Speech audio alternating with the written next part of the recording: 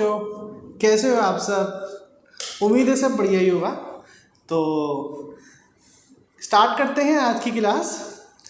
आज की क्लास में हम बिजनेस स्टडीज़ 11th क्लास का chapter number 1 business and introduction का जो कंटिन्यू करवा रहे हैं आगे से, ठीक है।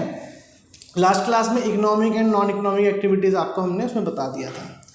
तो चलिए अब हम जो स्टार्ट कर रहे हैं वो है हमारा बिजनेस के बारे में। सबसे पहले देखो, अब हम ना अभी तक तो देखो हम एक्टिविटीज़ के थ्रू पढ़कर आए थे कि भाई बिजनेस की एक्टिविटीज़ कौन कौन सी होती हैं।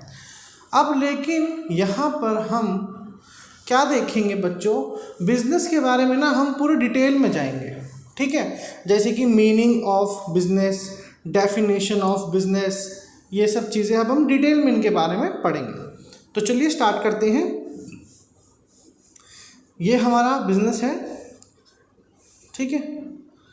टॉपिक नंबर 1 बिजनेस के अंदर हमारा जो है दैट इज मीनिंग ऑफ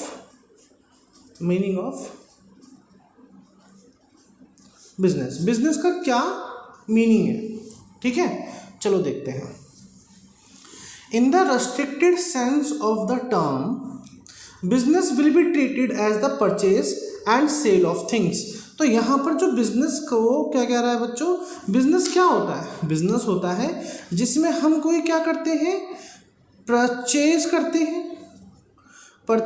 हैं। किन चीज़ों को परचेज करते हैं और फिर मतलब परचेज एंड सेल करते हैं किसी भी गुड्स का, गुड्स हो या फिर सर्विसेज हो, okay. But in broader sense of the term business is the sum total of all activities। लेकिन अगर हम थोड़ा ब्राउडर सेंस में देखें, बिजनेस वो उन सभी एक्टिविटीज़ का सम होता है जो स्टार्ट होती हैं, which start right from the production of goods and services down to the task of taking them to the consumers. Means business का काम ना, ये तो देखो हमने बच्चों क्या करा, ये हमने अभी सिर्फ ऊपर से देखा कि परचेज करना, सेलिंग करना गुड्स एंड थिंग्स को, ठीक है। लेकिन बिजनेस ना सिर्फ इतना ही नहीं होता। एक इफ़ेक्टिव अगर हमें बिजनेस करना है ना, तो हमारा बिजनेस कहाँ से स्टार्ट होता है? हमारा बिजनेस स्टार्ट होता है कहाँ से? कोई भी चीज़ को क्या करना, प्रोडक्शन ऑफ अ गुड्स में देखो लिखा हुआ ना, प्रोडक्शन ऑफ गुड्स। तो प्रोडक्शन ऑफ अ गुड्स से, production of goods and services से, ठीक है, वहाँ से क्या होता है, स्टार्ट होता है बिजनेस। और कहाँ पे ख़त्म होता है? हमारी सर्विसेज तक, ठीक है। और यहाँ पर हमारा बिजनेस क्या होता है, एंड होता है, ओके। देखो कैसे समझते हैं इस बात को। जैसे किसी चीज़ का हम क्या कर रहे हैं, प्रोडक्शन कर रहे हैं। हमने कोई गुड्स का क्या करा बच्चों, प्रोडक्शन किया। तो अब हमारा सिर्फ इतना ही काम नहीं है कि हमने सिर्फ उस चीज़ का क्या करा, प्रोडक्शन करके छोड़ दिया। हमें उसे, हमारे वो गुड्स को कहाँ तक पहुँचाना है, कस्टमर्स तक पहुँचाना है, ठीक है। हमें वो हमारे कस्टमर्स तक पहुंचाना है। और उसके बाद भी ये नहीं कि हमने कस्टमर को अपना एक प्रोडक्ट सोल्ड आउट कर दिया और उसके बाद हम उसे सर्विस देना ही बंद कर देते हैं। अगर उसे कोई क्वेरी होती है, अगर वो कुछ पूछना चाहता है हमें, तो हमें उसमें भी उसकी हेल्प करनी चाहिए कस्टमर की। तो तभी एक इफ़ेक्टिव बिजनेस रन करता है ना भाई। जैसे कि आप कोई कार परचेज कर रहे हैं किसी डीलर से, किसी भी आप शॉप मतलब एक डीलर से खरीद रहे हैं कार, तो आप उस डीलर के पास फिर से जा सकते हैं कि भाई मुझे कार का ये फीचर समझ में नहीं आ रहा, मुझे कार के बारे में कुछ समझा दो, ये वाला फीचर किस तरीके से काम करेगा। तो हम यहाँ पे क्या दे रहे हैं, बिजनेस क्या कर रहा है, सर्विस भी दे रहा है, ठीक है।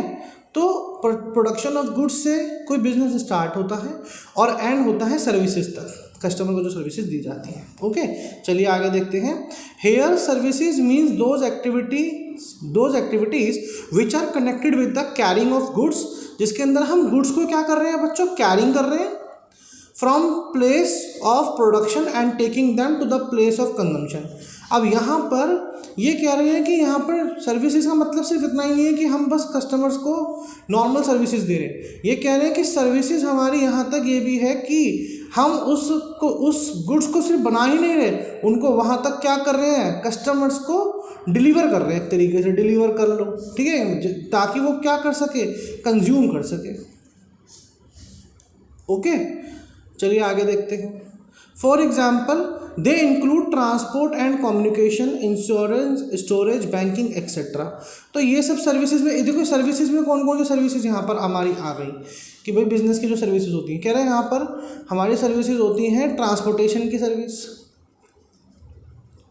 ओके, कम्युनिकेशन की सर्विस, इंश्योरेंस की सर्विस, स्टोरेज की सर्विस, बैंकिंग की सर्विस। ये हम आगे अच्छे तरीके से पढ़ेंगे, ठीक है, ये सब सर्विसेज होती हैं। चलिए, तो ये हमारा मीनिंग था बिजनेस का। अब हम आगे देखते हैं हमारा topic number 2, that is definition of business.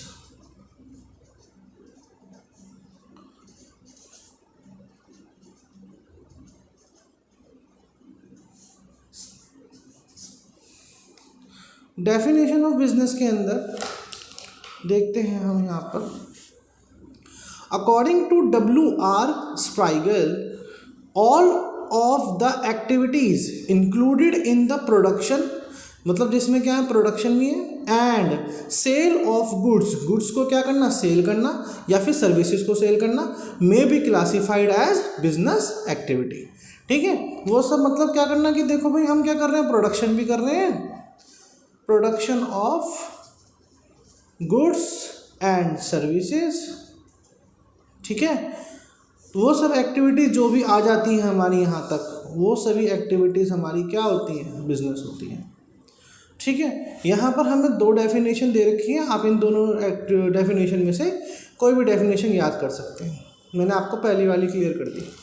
चलिए, अब हमारा जो नेक्स्ट टॉपिक है वो है topic number 3, that is characteristics of business. तो कैरेक्टरिस्टिक्स ऑफ बिजनेस का मतलब क्या होता है बच्चों, कैरेक्टरिस्टिक्स ऑफ बिजनेस का मतलब होता है विशेषताएं क्या है बिजनेस की। ठीक है, टॉपिक नंबर 3 में यहाँ पर है हमारा कैरेक्टरिस्टिक्स ऑफ बिजनेस। बिजनेस की क्या कैरेक्टरिस्टिक्स हैं, क्या विशेषताएं हैं, चलिए एक एक करके देखेंगे। यहाँ पर सबसे पहली जो है हमारी वो है एन इकोनॉमिक एक्टिविटी। सबसे पहली हमारी क्या है बच्चों, यहाँ पर एन इकोनॉमिक एक्टिविटी। पढ़ते हैं इसको। Business includes only economic activities. Business के अंदर कौन सी एक्टिविटीज़ आती है, सिर्फ और सिर्फ इकोनॉमिक एक्टिविटीज़ आती हैं। Economic activity means the exchange of goods and services with the purpose of earning money. मैंने आपको बताया था ना कि बिजनेस के अंदर, बिजनेस में सिर्फ और सिर्फ इकोनॉमिक एक्टिविटी होती है, सिर्फ और सिर्फ इकोनॉमिक एक्टिविटी। और इकोनॉमिक एक्टिविटी कौन सी एक्टिविटी होती थी, जो मनी को अर्न करने के लिए करते थे। ठीक है, चलिए आगे देखते हैं। It is therefore essential to see that any activity perform by an individual should be economic in nature. वो किस नेचर की होनी चाहिए, इकोनॉमिक इन नेचर की होनी चाहिए। ठीक है, मतलब आप जब बिजनेस कर रहे हैं ना, तो वो एक्टिविटी किस तरह की होनी चाहिए, इकोनॉमिक होनी चाहिए, तभी तो वो बिजनेस कहलाएगा। कोई भी एक्टिविटी मनी के टर्म, मतलब मनी के लिए होनी चाहिए, प्रॉफिट के लिए होनी चाहिए, पैसे को कमाने के लिए होनी चाहिए। ये हमारा पहला मोटिव होता है बिजनेस के अंदर। ओके, चलिए देखते हैं आगे। उसी को हम क्या बोलते हैं, बिजनेस बोलते हैं। एग्जाम्पल यहाँ पर हमें दे रखा है बच्चों, एग्जाम्पल में कह रहा है परचेज या फिर sale of goods by a shopkeeper. आप परचेज कर रहे हैं, सेल कर रहे हैं किसी भी गुड का किसी शॉपकीपर के द्वारा। भाई कोई शॉपकीपर क्या कर रहा है, परचेज भी करता है रॉ मटेरियल को और फिर उसको आगे भी बेच देता है कस्टमर्स को। ठीक है, तो ये क्या है बच्चों, ये एक इकोनॉमिक एक्टिविटी है, बिजनेस की एक्टिविटी में आ गया ये हमारा। ठीक है, कि पहले कैरेक्टरिस्टिक्स क्या है बिजनेस की? इकोनॉमिक होनी चाहिए, मनी अर्न करने के लिए होनी चाहिए। हमेशा बिजनेस सिर्फ और सिर्फ इकोनॉमिक एक्टिविटी होती है। आगे देखते हैं, सेकंड पॉइंट है हमारा बच्चों, exchange of goods and services. Exchange of goods and services, हमेशा किसी ना किसी चीज़ का क्या होना चाहिए? गुड्स एंड सर्विसेज का एक्सचेंज होना चाहिए। चलिए देखते हैं। It means that if an individual purchase a thing, अगर कोई इंडिविजुअल परचेज कर रहा है कोई भी थिंग या फिर सर्विसेज को फॉर हिज पर्सनल यूज, अपने पर्सनल यूज के लिए, this activity will not be called business. इस एक्टिविटी को बिजनेस नहीं कहेंगे। क्यों बच्चों? क्योंकि वो जो भी एक्टिविटी ले रहा है, मतलब जो भी गुड्स ले रहा है या फिर सर्विसेज ले रहा है, किसके लिए ले रहा है? अपने पर्सनल यूज़ के लिए ले रहा है बच्चों। तो जो पर्सनल यूज़ के लिए होती है ना, वो तो हमारी बिजनेस की होती नहीं है, वो तो पर्सनल यूज़ में आ गया ना। बिजनेस कैसे हुआ? वो तो बिजनेस हुआ ही नहीं, हमने खुद कंज्यूम कर लिया वो चीज़। For example, if a shopkeeper purchase some material for his domestic use, अगर कोई शॉपकीपर डोमेस्टिक यूज़ के लिए, अपने खुद के लिए यूज़ के लिए कोई मटेरियल खरीद रहा है, this activity will not call be a business, इस एक्टिविटी को हम बिजनेस नहीं कहेंगे। But if he purchase the same material for selling it through his shop, then it will be business. अगर यही गुड और यही सर्विसेज वो क्या करता? आगे सेल कर देता। किनको? कस्टमर्स को।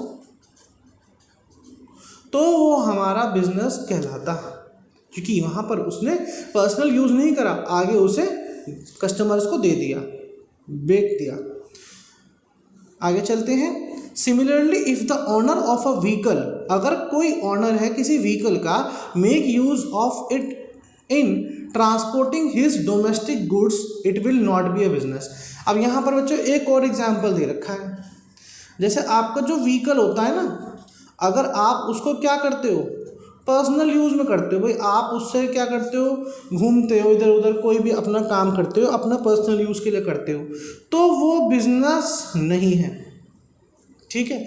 लेकिन अगर यही व्हीकल आप क्या करते हैं? किसी ट्रांसपोर्ट में दे देते हैं, ट्रांसपोर्ट जैसे टूर एंड ट्रैवल में दे देते हैं कि भाई टूर एंड ट्रैवल्स कंपनी को नहीं दे देते हैं, आपके पास एक कार थी, पूरे दिन आपकी वो कार खड़ी रहती है, उसका कोई काम नहीं है, आपने उसे टूर एंड ट्रैवल पे दे दी, उसे रेंट पर, तो वो क्या है? वो एक बिजनेस है, वो एक बिजनेस है, क्योंकि वो यहाँ पर आपने उसका क्या हुआ? सेल्फ यूज़ नहीं हुआ, पर्सनल यूज़ नहीं हुआ, लेकिन यहाँ पर सिर्फ पर्सनल यूज़ ही हो रहा था उस व्हीकल का, ठीक है। तो जो भी एक्टिविटी पर्सनल यूज़ के लिए की जाती है वो बिजनेस एक्टिविटी नहीं होती है, वही एक्टिविटी बिजनेस एक्टिविटी होती है जो आप आगे क्या कर रहे हो? सेल कर रहे हो, ठीक है।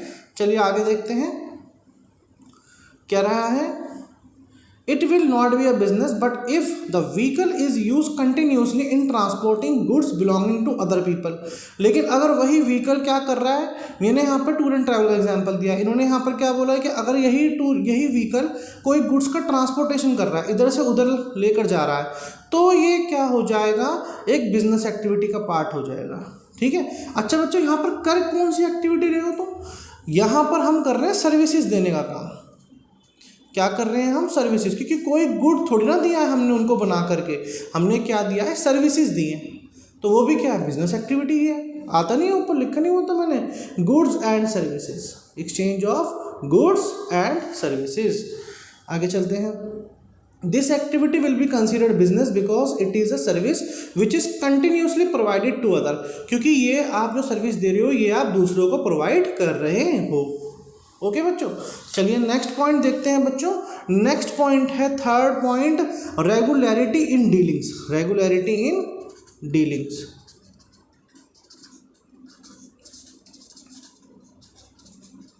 रेगुलरिटी इन डीलिंग्स। अब देखते हैं इसके मतलब। In reality business is that economic activity which is done regularly, that is purchase sale should be regularly done.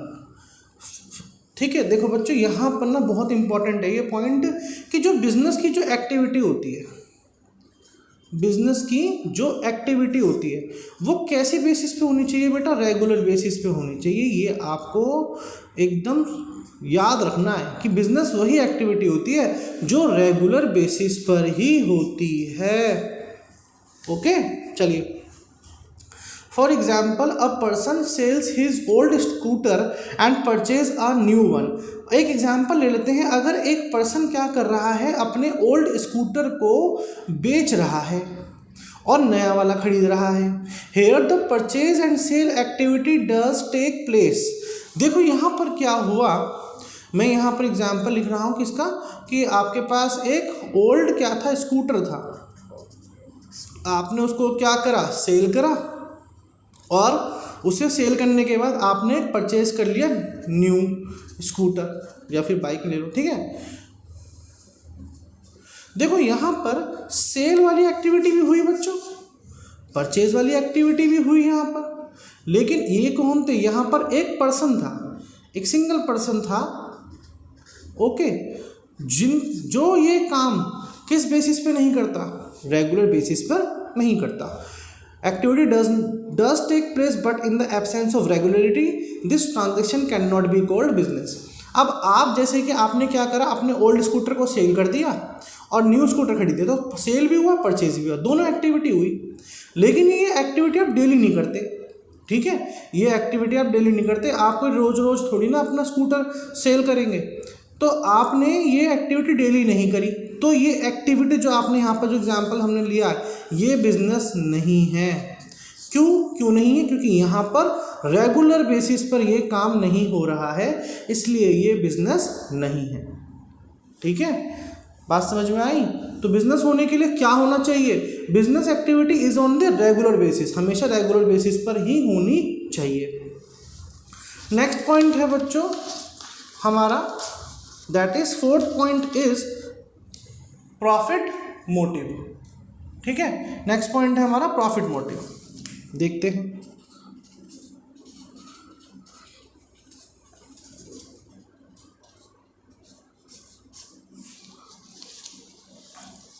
Profit motive में क्या कहता है, in order to consider any purchase sale as business it is essential that the purpose of the person concern is to earn profit. आप जब भी कोई business open कर रहे हैं, ठीक है, आप बिजनेस कोई ओपन कर रहे हैं, तो आपका ना हमेशा सबसे पहला मोटिव बिजनेस का क्या होता है, प्रॉफिट को अर्न करने का, अर्न प्रॉफिट। ठीक है, आपका पहला मोटिव क्या होता है, प्रॉफिट। कोई भी बिजनेस अगर आप खोल रहे हैं तो कॉमन सेंस की बात है, आपका पहला मोटिव क्या है, प्रॉफिट को अर्न करने का, क्योंकि आपके पास बच्चों प्रॉफिट आएगा तभी तो बिजनेस चल पाएगा। लॉस में तो आप बिजनेस को आगे कंटिन्यू नहीं कर पाएंगे। बिजनेस को रन करने के लिए हमें प्रॉफिट की नीड होती है, तो सबसे पहला मोटिव जो होता है किसी बिजनेस को चलाने के लिए वो होता है प्रॉफिट मोटिव। आगे चलते हैं।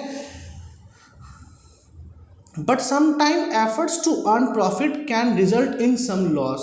अब ये नहीं कि हमेशा आपको प्रॉफिट ही हो, आप एफर्ट तो कर रहे हो प्रॉफिट का, लेकिन कभी कभार क्या हो सकता है, लॉस भी हो सकता है, ज़रूरी नहीं हमेशा प्रॉफिट ही हो। It can not be said that in case of loss it will B not considered business. हाँ, ये बात भी बहुत ज़रूरी है कि अगर अभी तक तो आपका प्रॉफिट हो रहा था तो बिजनेस हो गया, अब आपको क्या हुआ, लॉस हो गया, तो आप कहोगे भाई मुझे लॉस हुआ है, अब ये बिजनेस है, अभी मेरा बिजनेस नहीं है। ऐसी बिजनेस एक्टिविटी नहीं है, ऐसा नहीं है। लॉस भी हुआ है तब भी क्या है, हमारा बिजनेस ही है, क्योंकि एफर्ट तो आपने किस चीज़ के लिए किया था, प्रॉफिट के लिए ही किया था। ओके, चलो नेक्स्ट पॉइंट देखते हैं, element of risk. Fifth point है हमारा एलिमेंट ऑफ रिस्क, देखते हैं। Business should not be considered a bed of roses. यहाँ पर बहुत अच्छी लाइन से बता रखा है कि जो बिजनेस है ना उसे सिर्फ और बेड ऑफ रोजेज की तरह, मतलब एकदम जो गुलाब का जो बेड होता है ना उसको उस तरीके से कंसिडर नहीं करते हैं बिजनेस को हमेशा, कि हमेशा क्या मिलेंगे आपको, गुलाब ही मिलेंगे।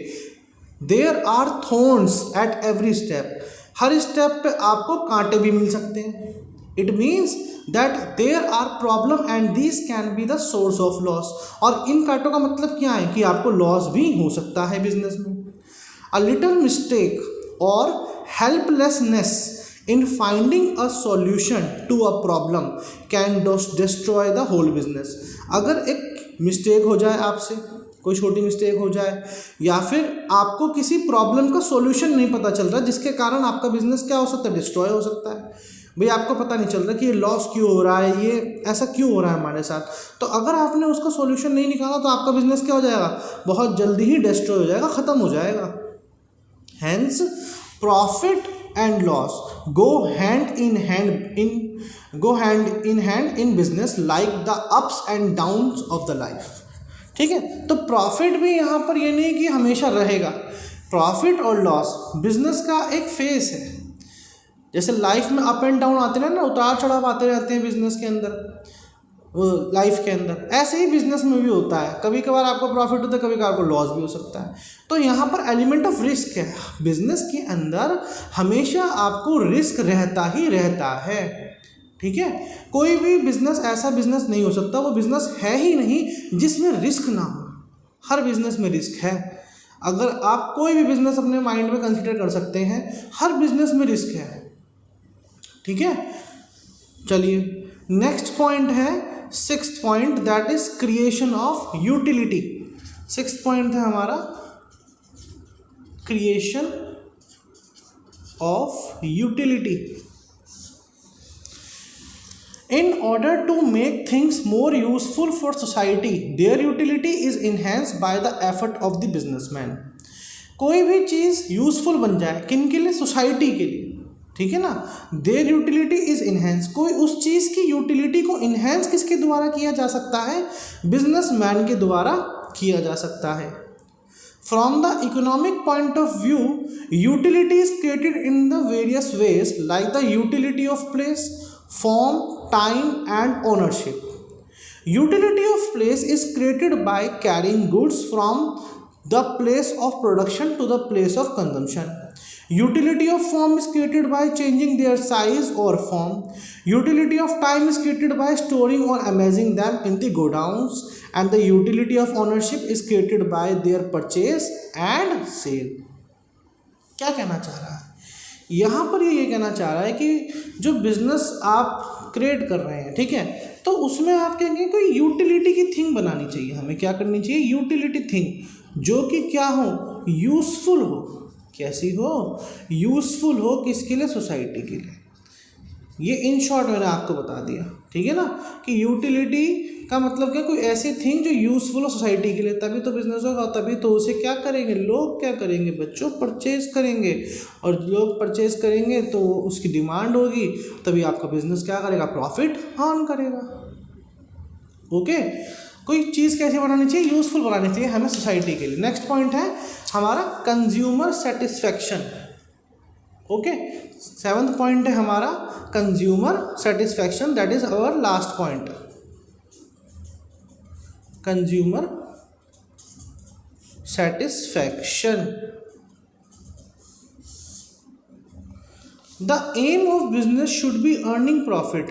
जो बिजनेस का एम होता है, बिजनेस का ना एक क्या होता है, एम होना चाहिए। वो क्या होना चाहिए, हमेशा प्रॉफिट को अर्न करने का होना चाहिए। बिजनेस एम कैसा होना चाहिए, प्रॉफिट को अर्न करने का होना चाहिए। But at the same time that the consumer satisfaction is equally important. अब ये भी मत कभी सोचना कि बिजनेस को चलाने के लिए सिर्फ प्रॉफिट की ही ज़रूरत है। ज़रूरत तो है, लेकिन ये प्रॉफिट भी तो जब ही बनेगा जब कंज्यूमर का सेटिस्फैक्शन होगा। आप प्रॉफिट के वजह से अपने प्रोडक्ट को चीप नहीं कर सकते, मतलब उसको बेकार नहीं कर सकते। हमारा क्या मोटिव होना चाहिए कि हमें हमारा बेस्ट प्रोडक्ट हमारे कस्टमर्स तक उन्हें पहुंचाना है। तो उसी के साथ जब कस्टमर सेटिस्फाई होंगे तो ज़्यादा से ज़्यादा आपका डिमांड बढ़ेगी आपके प्रोडक्ट्स की, तो वो क्या होगा, आपको वहाँ पर प्रॉफिट ज़्यादा बनेगा आपको बिजनेस को। ठीक है, कंज्यूमर सेटिस्फैक्शन भी इक्वली इंपॉर्टेंट करता है प्रॉफिट के जितना ही। It is useless to think of profit without consumer satisfaction. आप प्रॉफिट के बारे में नहीं सोच सकते, ठीक है ना, मतलब प्रॉफिट नहीं सोच सकते अगर कंज्यूमर सेटिस्फैक्शन नहीं सोच रहे हो आप। कंज्यूमर सेटिस्फैक्शन भी हमें दिमाग में सोचना है और उसको हमेशा कंसीडर करना है। Hence, a businessman should make goods and services available according to taste of the consumer to get success. अब एक बिजनेसमैन भी इसलिए ऐसे ही गुड्स एंड सर्विसेज को बनाता है जो कंज्यूमर्स को क्या, कंज्यूमर के टेस्ट के अकॉर्डिंगली बनाता है। ठीक है, जैसे कि फॉर एग्जांपल कोई कंपनी है, कोई आइसक्रीम कंपनी है हमारे पास, ठीक है, कोई आइसक्रीम बनाने वाला कंपनी है, तो वो देखो क्या करती है, एक तो बनाती है शुगर के साथ आइसक्रीम, है ना भाई जिनको आइसक्रीम पसंद है वो तो देखो नॉर्मल आइसक्रीम खा रहे हैं जो जिसमें शुगर अवेलेबल होता है। लेकिन वही कंपनी दूसरी आइसक्रीम भी बनाती है, कौन सी, एकदम शुगर फ्री आइसक्रीम। भाई जिनको आइसक्रीम खाना पसंद है लेकिन भाई उनको शुगर फ्री आइसक्रीम खानी है, तो शुगर फ्री आइसक्रीम भी आपके पास अवेलेबल है, क्योंकि कंज्यूमर को सेटिस्फाई करना है ना। वरना देखो सेल तो यहाँ पर भी हो रही थी, लेकिन उन्होंने सोचा कि भाई हमारे कंज्यूमर को आइसक्रीम खाना पसंद है लेकिन उन्हें शुगर फ्री चाहिए, तो उन्होंने शुगर फ्री आइसक्रीम बना ली। तो यहाँ पर कंज्यूमर का सेटिस्फेक्शन बहुत ज़रूरी है। अगर कंज्यूमर सेटिस्फाई होंगे तभी आपका प्रॉफिट बनेगा। ओके, तो आज की क्लास में हमने 3 टॉपिक कवर करे हैं, meaning of the business, definition of the business and characteristics of business. ये बहुत इंपॉर्टेंट पॉइंट है कैरेक्टरिस्टिक्स ऑफ बिजनेस के, इसको ज़रूर आप लोग ध्यान रखना, ठीक है। तो आज की क्लास में बच्चों इतना ही पढ़ेंगे, मिलते हैं नेक्स्ट क्लास में। नेक्स्ट क्लास में हम प्रोफेशन से स्टार्ट करेंगे। तो आज की क्लास में इतना ही, मिलते हैं नेक्स्ट क्लास में।